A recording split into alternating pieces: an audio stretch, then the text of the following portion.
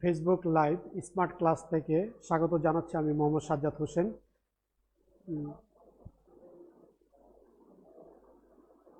আজ আমরা ব্যবস্থাপনা দ্বিতীয় পত্র চ্যাপ্টার 8 কমিউনিকেশন নিয়ে আলোচনা করব। আমরা এই চ্যাপ্টারটাকে দুটো অধ্যায়ে বিভক্ত করেছিলাম। প্রথম লেকচারে আমাদের প্রথম 5টা পড়ানো হয়েছে এবং দ্বিতীয় অধ্যায়ে আমরা আজকে পদ্ধতি ও প্রকারভেদ এবং প্রতিবন্ধকতা এবং ইলেকট্রনিক যোগাযোগের বিভিন্ন মাধ্যমের ব্যবহারগুলো আমরা লক্ষ্য করব এবং লাস্টে কিছু নমুনা প্রশ্ন এবং কাঠামোগত প্রশ্ন নিয়ে আলোচনা করা হবে। যোগাযোগের মাধ্যম, types of communication media and method, প্রেরকের নিকট থেকে প্রাপকের নিকট যে পন্থা বা উপায়ে তথ্য আদান প্রদান বা প্রেরণ করা হয়ে থাকে সেটা হলো যোগাযোগের মাধ্যম। মূলত যোগাযোগে ব্যবহৃত হয়ে থাকে। যোগাযোগের মাধ্যমে সম্মিলিত যোগাযোগে মূলত যোগাযোগে ব্যবহৃতের সাথে সম্পৃক্ত যোগাযোগের দুইটি প্রকার লক্ষ্য করা যায়। যোগাযোগের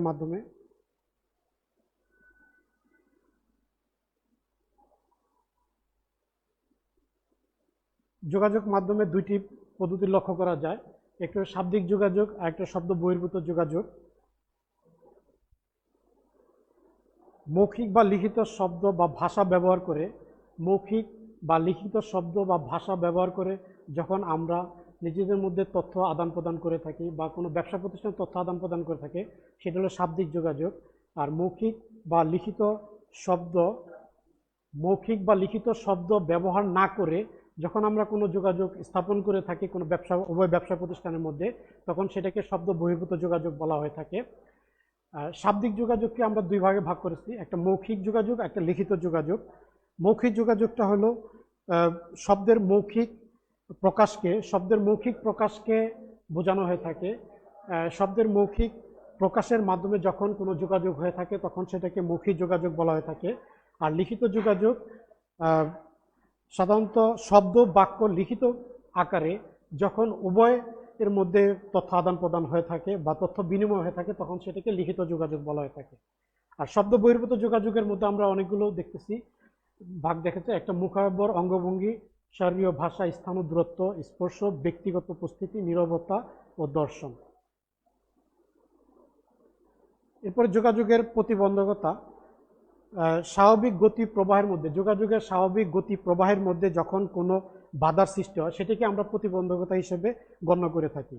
আধুনিক ব্যবসা প্রতিষ্ঠানে বা আধুনিক কারবারে যখন কোনো তার লক্ষ্য অর্জনের জন্য কোনো কার্যক্রম পরিচালনা করা প্রয়োজন হয় তখনই আমাদের আধুনিক যোগাযোগের প্রয়োজন হয়ে থাকে। এই আধুনিক যোগাযোগের জন্যই আমাদের গতিশীল যোগাযোগ প্রয়োজন। যখনই এর মধ্যে কোনো বাধা এসে সংঘটিত হয় তখনই প্রতিবন্ধকতাগুলো দেখা দেয়।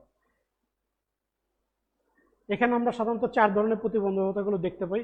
একটা সাংগঠনিক প্রতিবন্ধকতা, ব্যক্তিগত প্রতিবন্ধকতা, ভাষাগত প্রতিবন্ধকতা এবং অন্যান্য প্রতিবন্ধকতা। সাংগঠনিক প্রতিবন্ধকতার মধ্যে নেতিবাচক সাংগঠনিক পরিবেশ। প্রতিষ্ঠানের অভ্যন্তরের পরিবেশটা যদি সুষ্ঠু যোগাযোগ পরিপন্থী হয় তাহলে সেখানে সুষ্ঠু যোগাযোগ সম্পন্ন হয় না। আর যোগাযোগ নীতিমালার অনুপস্থিতি। যোগাযোগ নীতিমালাটা যদি সুষ্ঠুভাবে নির্ধারিত থাকে তাহলে ঊর্ধ্বস্থানের সাথে অধঃস্থান, অধঃস্থানের সাথে ঊর্ধ্বস্থান কীভাবে যোগাযোগ রক্ষা করবে সেই বিষয়গুলো খুব সহজেই শেখা যায়। সাংগঠনিক স্তরের আধিক্য, এবং এখানে দেখা যাচ্ছে যে প্রত্যেকটা সংগঠনের মধ্যে যখন যোগাযোগের একটা ফ্রেন্ডলি পরিবেশ থাকবে তখন তাদের মধ্যে যোগাযোগটা বেশি হবে, আধিক্য কম থাকবে। যখন এখানে উচ্চ স্তরের কর্মীদের সাথে নিম্ন স্তরের কর্মীরা যোগাযোগ করতে যাবেন তখনই এই আধিক্যের বিষয়গুলো চলে আসবে। তথ্যের পরিশ্রুতি। এখানে সাধারণত দেখা যায় যে তথ্যকে বিকৃত করে উপস্থাপন করা হয় বা তথ্য হিডেন করার একটা প্রবণতা লক্ষ্য করা যায়। এই তথ্য বিকৃত করার বিষয়গুলো আমরা তথ্য পরিস্থিতির মধ্যে লক্ষ্য করতে পারি। এরপরে বলছে ব্যক্তিগত প্রতিবন্ধকতা। ব্যক্তির পার্থক্য। বিভিন্ন ব্যক্তির মধ্যে একটা পার্থক্য লক্ষ্য করা যায়। তার উপস্থাপন, তার যোগাযোগ ভঙ্গি, তার যোগাযোগ প্রক্রিয়া। এরপরে বলছে প্রত্যক্ষণগত পার্থক্য। প্রত্যক্ষণগত পার্থক্য হলো যে কোনো বিষয় ব্যাখ্যা করার ক্ষমতাকে বোঝায়। এক এক ব্যক্তি এক একটা বিষয়কে এক একভাবে উপস্থাপন করে থাকেন। কোনো ব্যক্তি যখন তার বিষয়টাকে আরেকজনের কাছে সুন্দরভাবে উপস্থাপন করবেন, এটা তার নির্দিষ্ট একটা ক্ষমতা থেকে, নির্দিষ্ট চেষ্টা থেকে কিভাবে সে উপস্থাপন করবে, কিভাবে উপস্থাপন করলে জিনিসটা ভালো হবে, সেইটা এই প্রত্যক্ষণগত পার্থক্য থেকে লক্ষ্য করা যায়। এরপর আসতেছে ভীতি বা ভয়। এখানে এই যোগাযোগের ক্ষেত্রে সাধারণত ঊর্ধ্বস্তরদের সাথে নিম্ন স্তরের কর্মীরা যখন যোগাযোগ করতে যান তখন স্বাভাবিকগতভাবে একটু ভয় বা ভীতি কাজ করে থাকেন। যখন এই ভয় বা ভীতি উপেক্ষা করে যোগাযোগ সংগঠিত হয় তখন সেখানে ব্যবসায় তার লক্ষ্য অর্জন করা সম্ভব হয়। তবে হ্যালো প্রভাবটা হলো যে পূর্ব ধারণার সাধারণ প্রয়োগ। 4 নম্বরে দেখা যাচ্ছে পূর্ব ধারণার সাধারণ প্রয়োগ। আমরা পূর্ব থেকেই যে কোনো একটা ধারণা পোষণ করে থাকি, পূর্ব থেকেই একটা ব্যক্তি বা একটা প্রতিষ্ঠান সম্পর্কে একটা ধারণা পোষণ করে থাকি, যার ফলশ্রুতিতে আমাদের নতুন কিছু আসলেও ওই মানসিকতা পরিবর্তন করতে পারি না। এই পূর্ব ধারণার প্রসারণ প্রয়োগটা আমাদের ভালো মতো পরিবর্তন করে যদি আমরা যোগাযোগটা স্থাপন করতে পারি তাহলেই এখানে যোগাযোগটা সফলকাম হবে। হ্যালো প্রভাব হলো যে আমরা যে কোনো একটা কাজ বা একটা বিষয়, এক বা দুইটা বিষয়কে লক্ষ্য করে আমরা একটা ব্যক্তিকে চিহ্নিত করে থাকি। এই বিষয়গুলো সবসময় সঠিক হয় না। একটা ব্যক্তির কার্যক্ষমতা একরকম হতে পারে, কথা বলার ভঙ্গি একরকম হতে পারে, যোগাযোগ হয়তো ভালো নয় কিন্তু তার দক্ষতা, তার কার্যক্ষমতা এগুলো দেখা যায় যে সে অনেক অগ্রসর। অতএব একটা বিষয়কে দেখে বা তার একটা দুইটা কাজকে লক্ষ্য করেই আমরা যদি তাকে মূল্যায়ন করতে থাকি তাহলে সেটা সঠিক হয় না। তারপরে অমনোযোগ হলো তার যোগাযোগের মধ্যে তার একটা আকর্ষণ থাকতে হবে, তাকে অবশ্যই এটা গুরুত্ব দিয়ে একটা লক্ষ্যে পৌঁছানোর জন্য কাজ করতে হবে, তাহলে তার যোগাযোগটা সঠিক হবে। এরপর ভাষাগত প্রতিবন্ধকতা। বিভিন্ন অঞ্চলে বিভিন্ন লোক বিভিন্ন ভাষা ব্যবহার করে থাকেন, এই ভাষাগত প্রতিবন্ধকতাগুলো দূর করতে হবে। অন্যান্য প্রতিবন্ধকতার মধ্যে আছে তথ্য ভারাক্রান্ত অবস্থা, ত্রুটিপূর্ণ প্রকাশ, সুরগুল, পরিবর্তনের প্রতি নেতিবাচক মনোভাব, পদমর্যাদা ও ক্ষমতার পার্থক্য। এখানে পদমর্যাদা ও ক্ষমতা এই দুটার মধ্যে যখন ফ্রেন্ডলি মনোভাব লক্ষ্য করা যাবে তখনই এখানে যোগাযোগটা ভালো সংগঠিত হবে।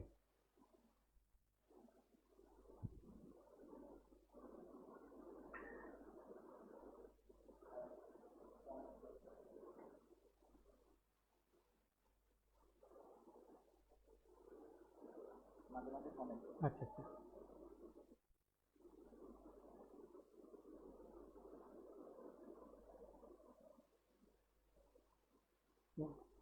বোর্ডের দিকে খেয়াল করতে হবে, ওইদিকে আর মনে থাকে না।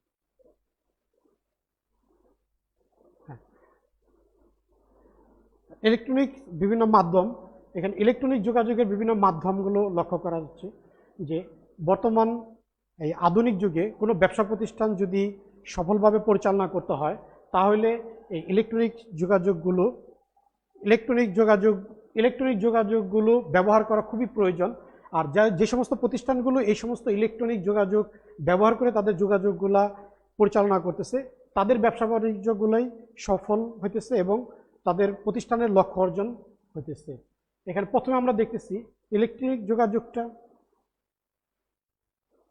যোগাযোগ বিভিন্ন মাধ্যম, যোগাযোগ ইলেকট্রনিক কৌশল যোগাযোগের বার্তা সঠিক যথাযথ দ্রুত প্রেরণ নিশ্চিত করে।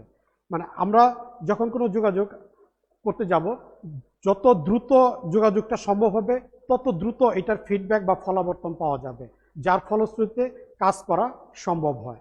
আর যদি যোগাযোগটা দেরি হয়, ফল পাইতে দেরি হয়, তাহলে কাজের ফলটাও দেরিতে আসে।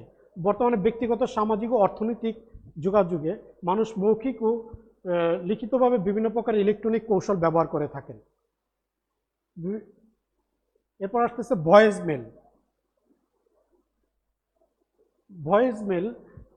মেল গ্রাহকের নিকট মৌখিক বার্তা প্রেরণ করা হয়। এটা সাধারণত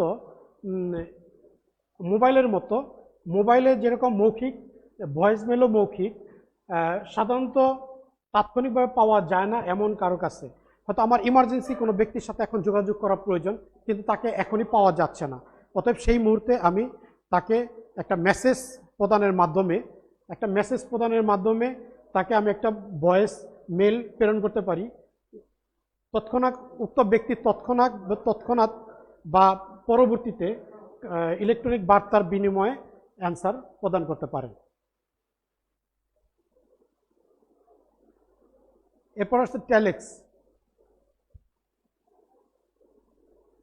এরপর টেলেক্স টেলিপ্রিন্টারের সাহায্যে লিখিত তথ্য দ্রুত গ্রাহকের নিকট প্রেরণ করা যায়। টেলিপ্রিন্টার যন্ত্র দুইটা অংশ, যথা কিবোর্ড ট্রান্সমিশন আর রিসিভার। এখানে একদিক থেকে প্রেরক তার তথ্যটা যেটা লিখবেন সেটার সাথে সাথেই গ্রাহকের রিসিভারে চলে যাবে। সংবাদ প্রেরক প্রেরিতব্য সংবাদ তার টেলিপ্রিন্টারে টাইপ করার সাথে সাথে উক্ত সংবাদ গ্রাহকের প্রান্তরে টেলেক্সের কাগজে মুদ্রিত আকারে প্রেরিত হবে। মানে গ্রাহক যেটা পাঠাবেন সেটার সাথে সাথে টেলেক্সের প্রাপকের নিকট সরাসরি পৌঁছে যাবে।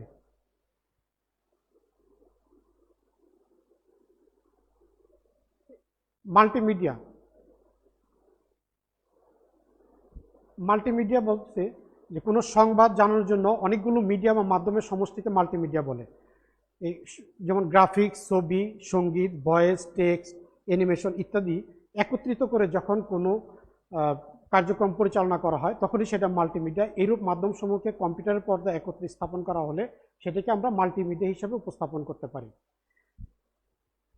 যেমন গ্রাফিক্স, ছবি, সঙ্গীত, ভয়েস, টেক্সট, অ্যানিমেশন ইত্যাদি জিনিস একত্রিত যখন আমরা কোনো কম্পিউটারের পর্দায় উপস্থাপন করতে পারবো তখনই সেটাকে আমরা মাল্টিমিডিয়া রূপে গণ্য করতে পারি।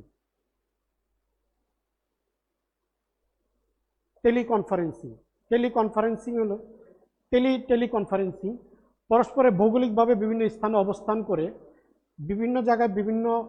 অবস্থান করে ব্যক্তির সমন্বয়ে সভা বা আলোচনা অনুষ্ঠানকে টেলিকনফারেন্সিং বলে। পরস্পর ভৌগোলিকভাবে ভিন্ন ভিন্ন স্থানে অবস্থান করা কয়েকজন ব্যক্তির সমন্বয়ে অনুষ্ঠিত সভা বা আলোচনা অনুষ্ঠানকে টেলিকনফারেন্সিং বলে। টেলিকনফারেন্সিং দুই প্রকার, অডিও টেলিকনফারেন্সিং ও ভিডিও টেলিকনফারেন্সিং। অডিও টেলিকনফারেন্সিংয়ে শুধুমাত্র আমরা ভয়েস বা শব্দ দেখতে পাবো, আর ভিডিও টেলিকনফারেন্সিংয়ে এখানে আমাদের ছবি সহ সবকিছু দেখা যাবে। ইন্টারনেট ক্ষুদ্র ক্ষুদ্র নেটওয়ার্ক সমূহের সমন্বয়ে সৃষ্ট একটি বৃহৎ আন্তর্জাতিক নেটওয়ার্ক যা বিভিন্ন টেলিফোন লাইন, স্যাটেলাইট ও রেডিও সংযোগ দ্বারা সংযুক্ত থাকে। এখানে একটা মূল বিষয় হলো WWW মানে ওয়ার্ল্ড ওয়াইড ওয়েব। এই বিষয়টির উপর ভিত্তি করেই এইটার মাধ্যমে ইন্টারনেট ব্যবহারকারীগণ প্রয়োজনীয় সংবাদের খোঁজ নেন, উপস্থাপন করেন এবং সংরক্ষণ করেন। WWW এর মাধ্যমেই ব্যবহারকারীগণ একটা তথ্যকে খুঁজেন এবং সেটাকে উপস্থাপন করেন এবং সংগ্রহ করেন। আর এই ইন্টারনেট ব্যবহার করতে গেলে প্রাপক এবং প্রেরক উভয়কেই ইন্টারনেটের লাইন সংযোগ থাকতে হবে এবং তাদের নির্দিষ্ট একটা ঠিকানা থাকতে হবে।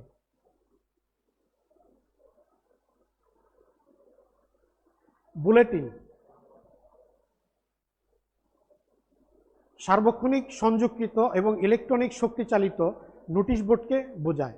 সার্বক্ষণিক সংযুক্ত এবং ইলেকট্রনিক শক্তি চালিত নোটিশ বোর্ডকে বোঝায়। অনেকগুলো সংগঠন একত্রিত হয়ে দলীয়ভাবে ইন্টারনেটের উপর ভিত্তি করে বুলেটিন তৈরি করে থাকেন। অনেকগুলো সংগঠন একত্রিত হয়ে দলীয়ভাবে ইন্টারনেটের উপর ভিত্তি করে একটি বুলেটিন তৈরি করে থাকেন। যেই প্রতিষ্ঠানে যখন যেই তথ্যটা প্রয়োজন তখনই তারা সাথে সাথে সেই বুলেটিন থেকে সেই তথ্যটা সংগ্রহ করতে পারেন। আবার কেউ যদি কোনো তথ্য বুলেটিনের মধ্যে সরবরাহ করা প্রয়োজন হয় তখনই তারা সেখানে যদি সরবরাহ করেন সাথে সাথে অন্য যে পক্ষগুলো আছে, অন্য যে সংগঠনগুলো আছে তারাও সেখান থেকে সেই তথ্যটা সংগ্রহ করতে পারেন। ফ্যাক্স টেলিফোনের সাহায্যে প্রেরকের ফ্যাক্স হতে প্রাপকের ফ্যাক্সে লিখিত সংবাদ, ছবি, গ্রাহক চার্ট ইত্যাদি হুবহু কপি প্রেরণ করে। ফ্যাক্স মেশিন অবশ্যই একটা টেলিফোনের লাইন সংযোগ থাকতে হয়। এই ফ্যাক্স মেশিনের সাহায্যে একদিক থেকে তথ্য প্রেরণ করা হয়, ঠিক অপর প্রান্তে প্রাপক সেই ফ্যাক্স মেশিনের সাথে তার টেলিফোন লাইন সংযোগের মাধ্যমে সে ছবি, গ্রাফ, সংবাদ, চার্ট ইত্যাদি হুবহু কপি রিসিভ করতে পারেন। ফ্যাক্সকে ফ্যাক্সিমাইল হিসেবেও আমরা গ্রহণ করে থাকি।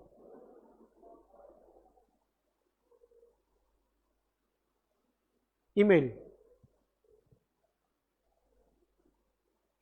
এক কম্পিউটার থেকে অন্য কম্পিউটারের মধ্য দিয়ে কম্পিউটার যোগাযোগ করাই হলো ইমেল। এক কম্পিউটারের মধ্য থেকে অন্য কম্পিউটারের মধ্য দিয়ে যোগাযোগ করাই হলো ইমেল। প্রেরক এবং প্রাপক উভয়ের কম্পিউটার ইন্টারনেট সংযোগ থাকলে যোগাযোগকারী কম্পিউটার থেকে তথ্য বা সংবাদ প্রাপকের কম্পিউটারে পৌঁছায়। প্রেরক এবং প্রাপক উভয় সুনির্দিষ্ট ইমেল ঠিকানা অবশ্যই ব্যবহার করতে হয়। ইমেল শব্দটি ইলেকট্রনিক মেল শব্দ থেকে এসেছে এবং ইমেল ব্যবহার করতে গেলে অবশ্যই প্রত্যেকের একটা নির্দিষ্ট অ্যাড্রেস ব্যবহার করতে হয়, যার ফলশ্রুতিতে এক কম্পিউটার থেকে অন্য কম্পিউটারে যখনই তথ্যটা আদান প্রদান করতে হয় তখনই সেই অ্যাড্রেস অনুযায়ী তাকে যোগাযোগ করতে হয়।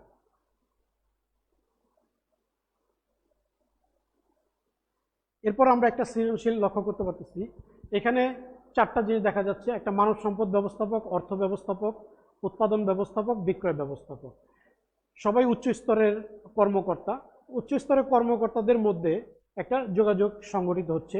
যেহেতু এটা একটা মাল্টি ন্যাশনাল কোম্পানি, এখানে বিভিন্ন বিভাগের মধ্যে বিভক্ত করা হয়েছে এবং এখানে চারটা বিভাগের মধ্যে কিভাবে যোগাযোগ সম্পন্ন হইতেছে এই বিষয়গুলো নিয়ে একটা সৃজনশীল তৈরি করা হয়েছে। প্রথমে ক নম্বরে বলা হয়েছে টেলিকনফারেন্সিং কি। ভৌগোলিকভাবে বিশ্বের বিভিন্ন স্থানে অবস্থান করা সত্ত্বেও বিভিন্ন ব্যক্তি ইলেকট্রনিক প্রযুক্তি ব্যবহার করে দলীয় আলোচনা অংশগ্রহণ কার্যক্রমকেই টেলিকনফারেন্সিং বলে। এবার তথ্য ও যোগাযোগ প্রযুক্তি বলতে কি বোঝায়? সাধারণত আমরা চারটা জিনিসের সমন্বয়ে তথ্য যোগাযোগ প্রযুক্তি চিন্তা করে থাকি। একটা হলো তথ্য সংগ্রহ, প্রক্রিয়াকরণ, সংরক্ষণ ও বিতরণ। সংশ্লিষ্ট আধুনিক কম্পিউটারাইজ ব্যবস্থাকে তথ্য যোগাযোগ প্রযুক্তি বলে থাকে। একটা তথ্য সংগ্রহ, প্রক্রিয়াকরণ, বিতরণ এবং আধুনিক কম্পিউটারাইজ ব্যবস্থাকে তথ্য যোগাযোগ প্রযুক্তি বলা হয়ে থাকে। উদ্দীপকের চিত্রটি কোন ধরনের যোগাযোগ পদ্ধতি নির্দেশ করে? ব্যাখ্যা করো। এখানে উদ্দীপকে চিত্রটি যোগাযোগ টেলিকনফারেন্সিং পদ্ধতি ব্যবহার করা হয়েছে। যেহেতু এখানে যোগাযোগটা টেলিকনফারেন্সিং এর মাধ্যমে ব্যবহার করা হয়েছে। মানব সম্পদ ব্যবস্থাপক, অর্থ ব্যবস্থাপক, বিক্রয় ব্যবস্থাপক, উৎপাদন ব্যবস্থাপক, মানব সম্পদ ব্যবস্থাপক। যখন যার যেখানে প্রয়োজন সেখানেই আধুনিক যোগাযোগ সিস্টেমগুলো, ইলেকট্রনিক্স যোগাযোগ মাধ্যমগুলো ব্যবহার করে তারা তাদের মধ্যে যোগাযোগগুলো সম্পন্ন করতেছেন, যার জন্য এটাকে টেলিকনফারেন্সিং পদ্ধতিতে যোগাযোগ বলা হয়েছে।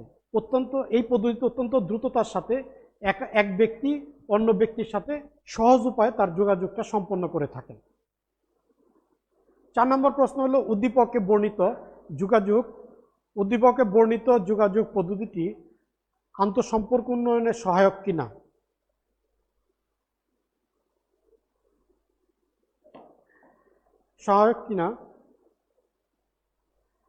টেলিকনফারেন্সিং পদ্ধতিতে যোগাযোগটা অবশ্যই আন্তঃসম্পর্ক উন্নয়নের সহায়তা করে।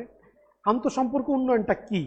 প্রথমে আগে এটা চিন্তা করতে হবে। আন্তঃসম্পর্ক উন্নয়ন মানে হলো কোনো প্রতিষ্ঠান তাদের নিজেদের মধ্যে যোগাযোগের মাধ্যমে যে সম্পর্ক বজায় রাখে তাকে বলা হয় আন্তঃসম্পর্ক উন্নয়ন। একটা প্রতিষ্ঠানের মধ্যে বিভিন্ন বিভাগ যখন তাদের সমন্বয় করতে হয় তখন একজন আরেকজনের সাথে যোগাযোগটা সম্পন্ন করে থাকে, আর সেটি হলো আন্তঃসম্পর্ক উন্নয়ন সম্পর্ক। কম খরচে এবং দ্রুত যোগাযোগের মাধ্যমে হিসাবে টেলিকনফারেন্সে যোগাযোগ করা সম্ভব হয়। কম খরচে ও দ্রুত যোগাযোগ মাধ্যম হিসেবে টেলিকনফারেন্সিং পদ্ধতি খুবই গ্রহণযোগ্য।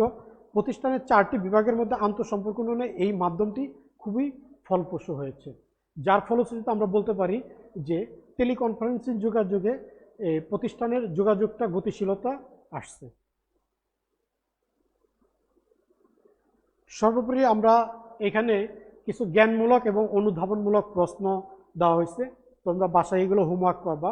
এখানে জ্ঞানমূলক কিছু প্রশ্ন দেওয়া হয়েছে। যোগাযোগ কি, গণযোগাযোগ কি, ঊর্ধ্বগামী এবং উলম্ব যোগাযোগ কি, যোগাযোগ প্রক্রিয়া, ইমেল, ফলাবর্তন, যে বিষয়গুলো নিয়ে আলোচনা করা হলো এই বিষয়গুলোর উপর ভিত্তি করেই জ্ঞানমূলক এবং অনুধাবনমূলক কিছু প্রশ্ন নিয়ে এখানে আলোচনা করা হয়েছে। এই প্রশ্নগুলো তোমরা বাসায় ভালো মতো তৈরি করার চেষ্টা করবা। এরপরে যদি এখানে কোনো সমস্যা থাকে আগামী ক্লাসে আমাকে বলবা, আমি এটা সমাধান করার চেষ্টা করব।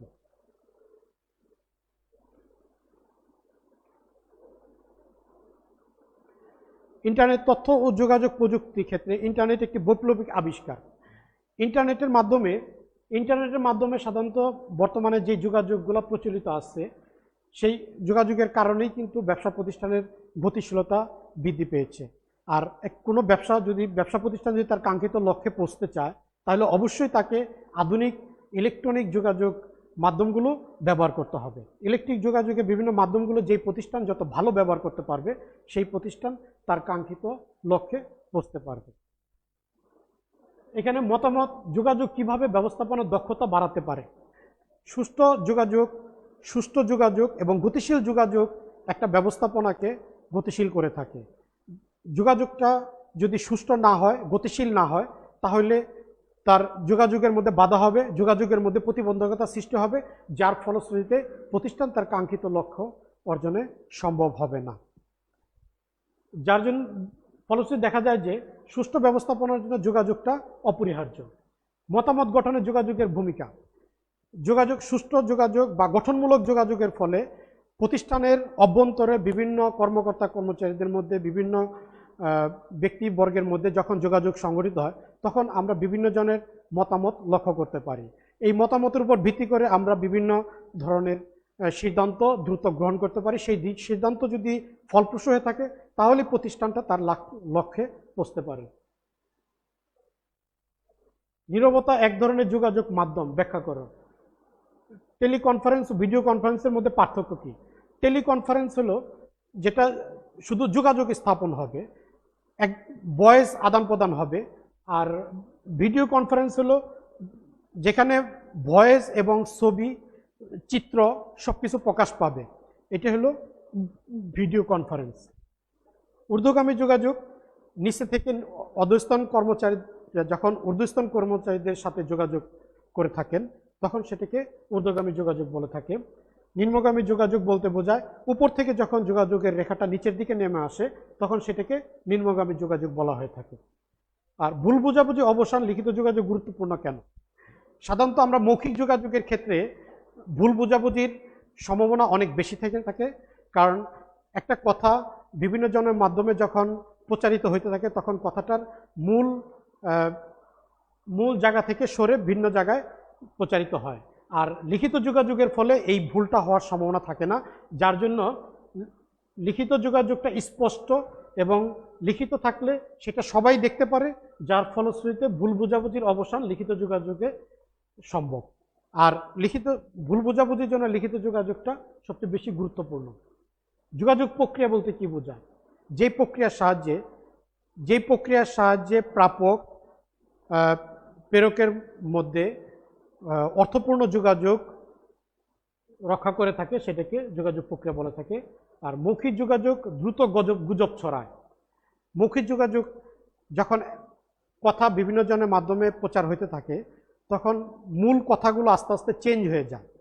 এই চেঞ্জ হওয়ার ফলশ্রুতিতেই বিভিন্ন ধরনের গুজবের উদ্ভব হয়। তথ্য যোগাযোগ প্রযুক্তি বলতে কি বোঝায়?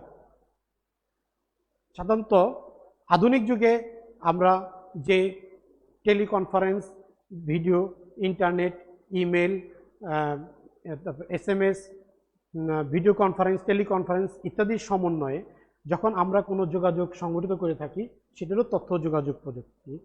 তথ্য যোগাযোগ প্রযুক্তি মূলত আমরা চারটা জিনিসের উপর ভিত্তি করে হয়। একটি হলো সংরক্ষণ, প্রক্রিয়াকরণ, প্রসেস, আর একটা হলো গতিশীল।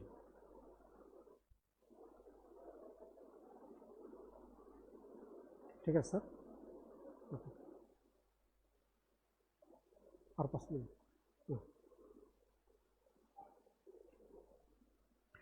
এই চ্যাপ্টারের মধ্যে আরো দুইটা প্রশ্ন আছে, একটা হলো আনুষ্ঠানিক যোগাযোগ আর একটা অনানুষ্ঠানিক যোগাযোগ। আনুষ্ঠানিক যোগাযোগটা যেই যোগাযোগের মধ্যে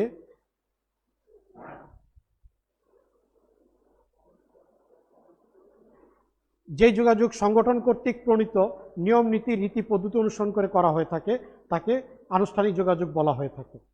আর অনানুষ্ঠানিক যোগাযোগ যেখানে সাধারণত কোনো নিয়ম নীতি অনুসরণ করা হয় না, সেটিকে অনানুষ্ঠানিক যোগাযোগ বলা হয়ে থাকে।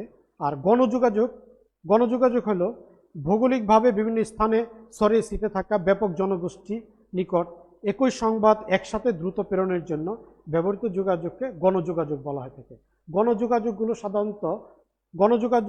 সাধারণত আমরা বিভিন্ন সভা, সমাবেশ ইত্যাদির মধ্যে আমরা লক্ষ্য করতে পারি। আর শাব্দিক যোগাযোগ হলো